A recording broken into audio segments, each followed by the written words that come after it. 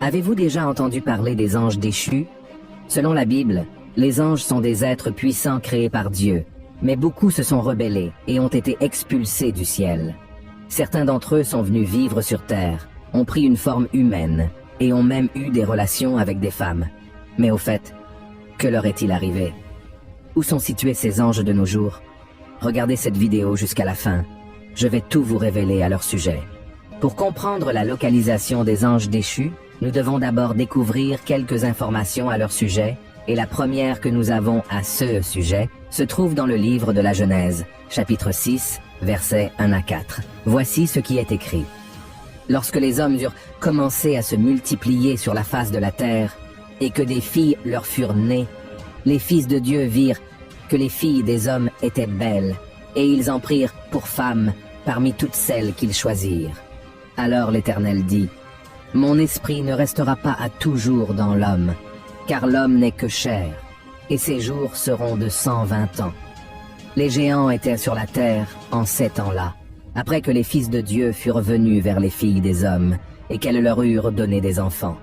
Ce sont ces héros qui furent fameux dans l'Antiquité. La Bible nous parle de l'existence des Néphilim sur terre. Ils étaient un groupe de personnes considérées comme des géants, car ils étaient beaucoup plus grands qu'un homme ordinaire. Mais en fin de compte, comment ont-ils émergé? De nombreux chercheurs pensent que ces fils de Dieu qui se sont unis aux femmes étaient en réalité des anges qui se sont rebellés contre le Seigneur et ont été chassés du ciel. Car dans le livre de Job, les anges sont appelés fils de Dieu. Ces anges déchus se sont matérialisés dans des corps humains et ont eu des relations avec les femmes de leur choix.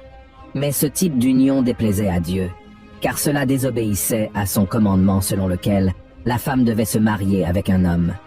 De cette union interdite sont nés des êtres géants, très vaillants et cruels, qui ont rempli la terre de méchanceté. Cela nous montre que même les anges pouvaient commettre des péchés et recevoir une punition pour leurs erreurs. Regardez ce qui est écrit dans Jude, chapitre 1, verset 6. Qu'il a réservé pour le jugement du grand jour, enchaînés éternellement par les ténèbres, les anges qui n'ont pas gardé leur dignité, mais qui ont abandonné leur propre demeure. Cela nous montre que ces anges déchus qui se sont unis aux femmes sont actuellement prisonniers et enchaînés, et Dieu les maintient ainsi jusqu'au jour du jugement final, en raison de leur rébellion et de leur destruction sur la terre. L'apôtre Pierre a également dit que ces anges déchus sont retenus dans les ténèbres. Regardez ce qui est écrit dans 2 Pierre, chapitre 2. Car si Dieu n'a pas épargné les anges qui ont péché, mais s'il les a précipités dans les abîmes de ténèbres et les réserve pour le jugement. Maintenant, pouvez-vous imaginer quelqu'un renonçant à une vie de lumière pour vivre dans une obscurité totale? Cela ne semble pas être un choix difficile à faire, n'est-ce pas? Car il est bien meilleur de vivre une vie de lumière.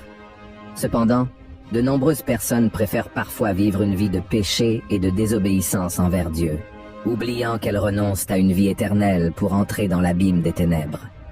Cela se produit parce que beaucoup ne prennent pas au sérieux la miséricorde du Seigneur. Dieu nous épargne chaque jour d'être jetés en prison.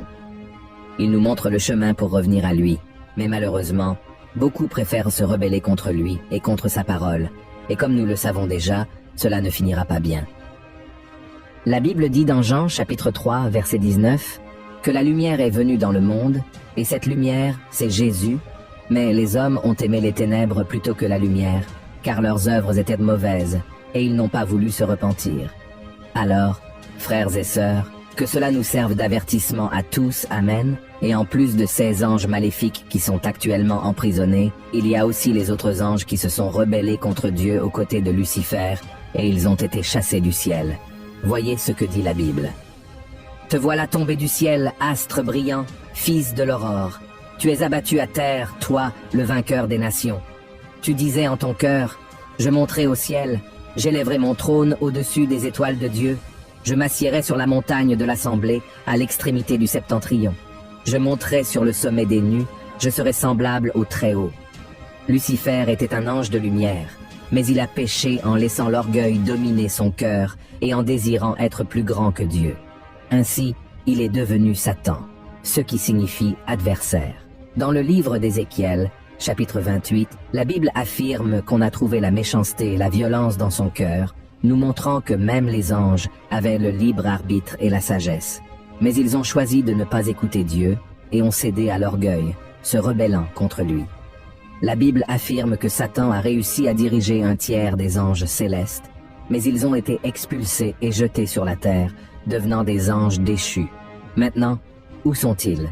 Dans le livre d'Éphésiens, nous trouvons la réponse. Lisons ce qui est écrit. Car nous n'avons pas à lutter contre la chair et le sang, mais contre les dominations, contre les autorités, contre les princes de ce monde de ténèbres, contre les esprits méchants dans les lieux célestes. Regardez cela, frères et sœurs. Cela nous montre que Satan et les anges déchus sont partout dans le monde entier. La Bible révèle à plusieurs reprises que le diable est ici sur terre, errant d'un endroit à l'autre, comme il est écrit dans 2 Pierre, chapitre 5, verset 8.